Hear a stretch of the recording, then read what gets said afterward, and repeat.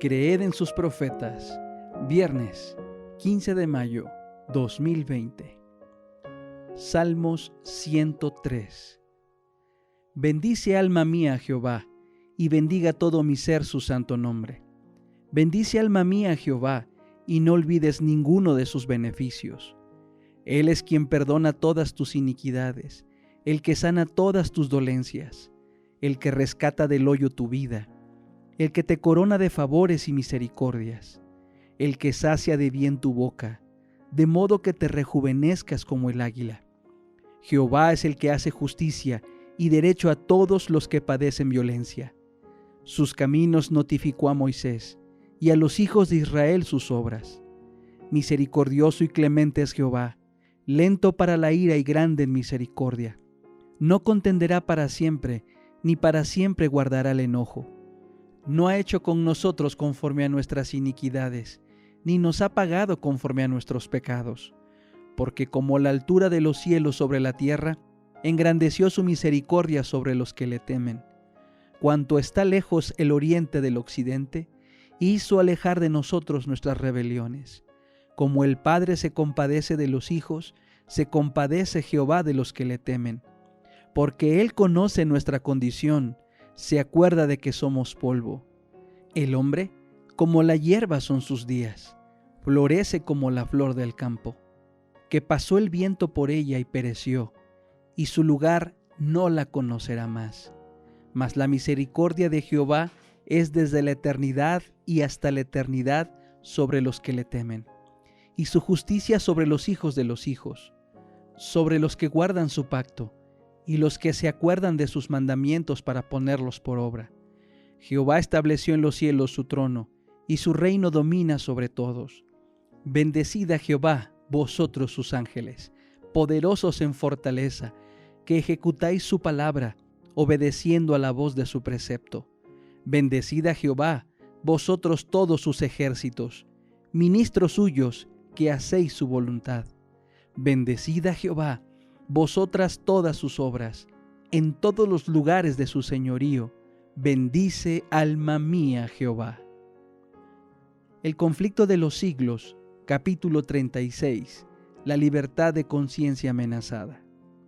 A pesar de esto, la falta de autoridad bíblica en favor de la observancia del domingo no originaba pocas dificultades. El pueblo ponía en tela de juicio el derecho de sus maestros para echar a un lado la declaración positiva de Jehová. El séptimo día sábado es del Señor tu Dios, a fin de honrar el día del sol. Se necesitaban otros expedientes para suplir la falta de testimonios bíblicos.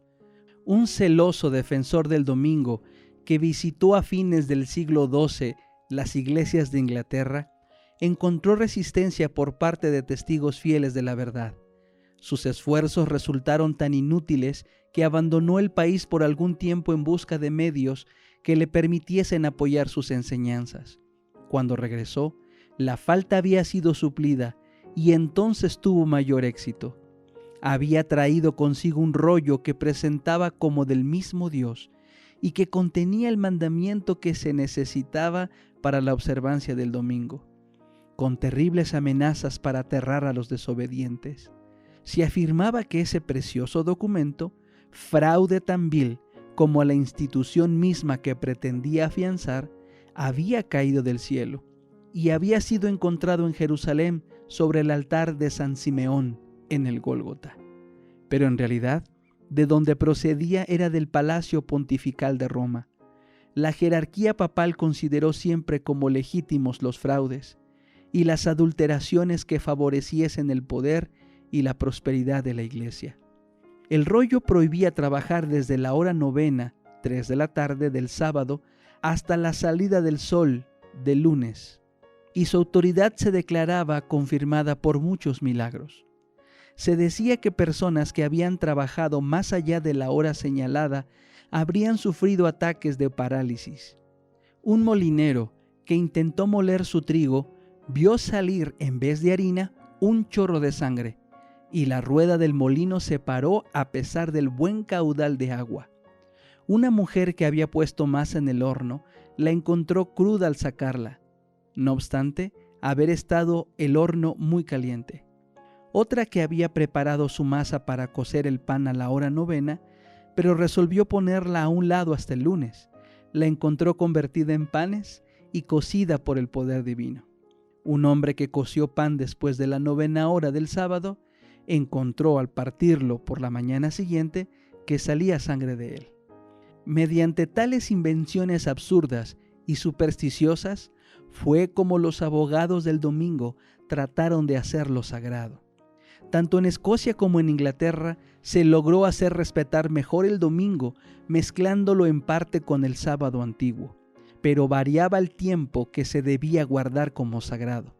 Un edicto del rey de Escocia declaraba que se debía considerar como santo el sábado a partir del mediodía, y que desde ese momento hasta el lunes nadie debía ocuparse en trabajos mundanos. Pero a pesar de todos los esfuerzos hechos para establecer la santidad del domingo, los mismos papistas confesaban públicamente la autoridad divina del sábado y el origen humano de la institución que lo había suplantado.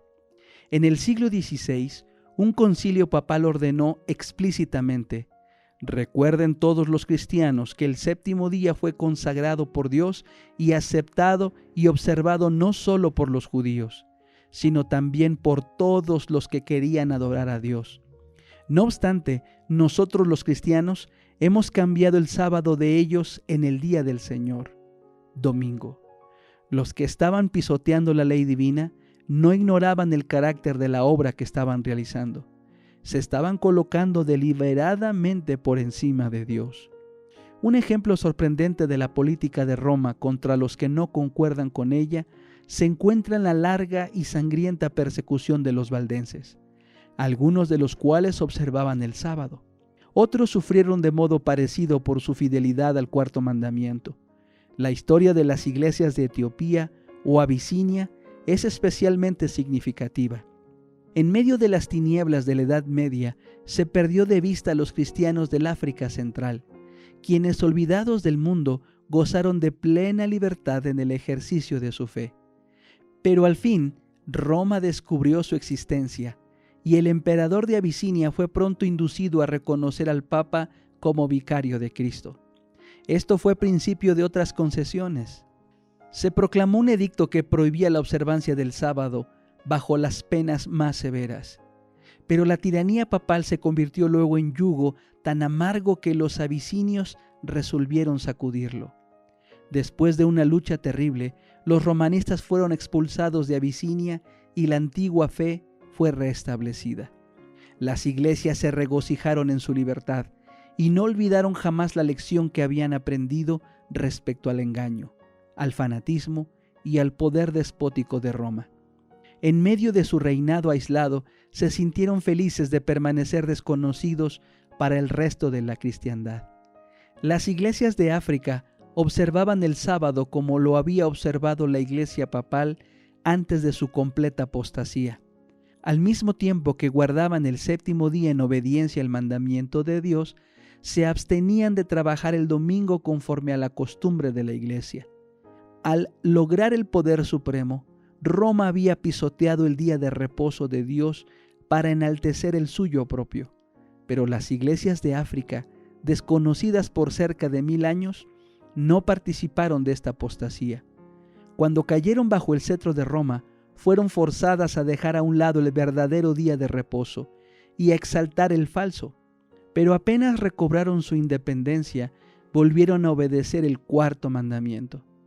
Estos recuerdos de lo pasado ponen claramente de manifiesto la enemistad de Roma contra el verdadero día de reposo y sus defensores, y los medios que emplea para honrar la institución creada por ella. La palabra de Dios nos enseña que estas escenas han de repetirse cuando los católicos romanos y los protestantes se unan para exaltar el domingo.